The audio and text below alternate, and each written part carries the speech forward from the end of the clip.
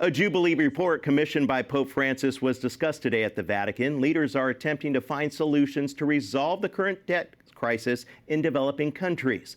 EWTN Vatican News correspondent Valentina Dordonato has more, including thoughts from one of the church leaders who is leading the effort. We are persons because we have dignity. Dignity that needs to be promoted. Dignity that's not bestowed on us by any government or any institution. It's what we're born with, okay?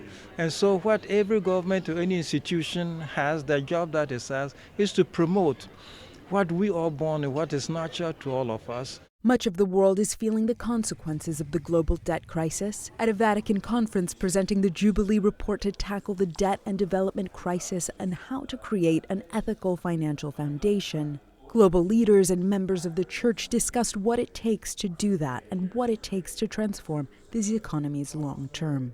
At the core of this talk was the report commissioned by the late Pope Francis, promoting human dignity by allowing equal opportunities to all.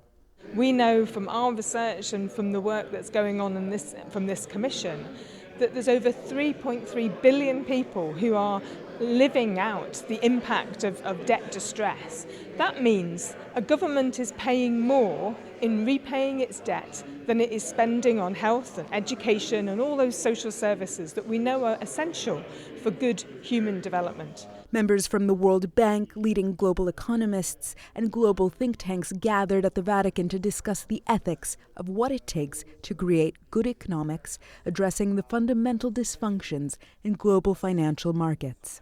As the developing world continues to face dramatic debt and development crisis, having the dialogue of how to remedy this global issue at the Vatican is fitting, according to Mark Weisbrot, co-director of the Center for Economic and Policy Research.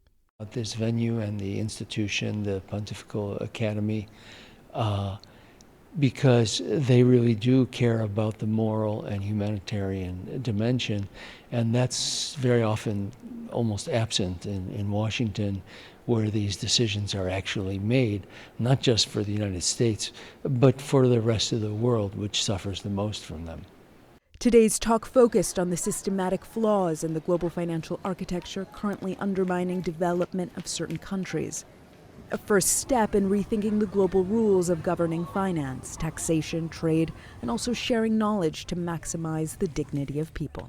And this is the one thing that we want to suggest to the international market, to all economies. At the end of the day, as Pope Francis says several times, our economics must serve the well-being of the human person. The human being must be at the center of all the financial systems and everything, including the question about debt. In Rome, Valentina Dordonato for EWTN News Nightly.